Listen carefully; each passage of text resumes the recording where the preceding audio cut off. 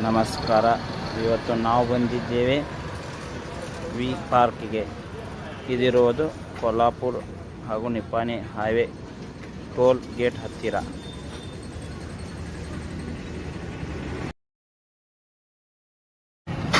ಇಲ್ಲಿ ಎಲ್ಲ ಥರ ಗೇಮ್ಗಳು ಇರುತ್ತವೆ. ಚಿಕ್ಕ ಮಕ್ಕಳು ಹಾಗೂ ದೊಡ್ಡವರ ಆಡುವಂಥ ಎಲ್ಲ ಥರದ ಗೇಮ್ ಇರುತ್ತವೆ. ಪ್ರತಿಯೊಂದು ಗೇಮಿಗೆ ಅದರದೇ ಆದ ಪ್ರೈಸ್ ಇರುತ್ತದೆ.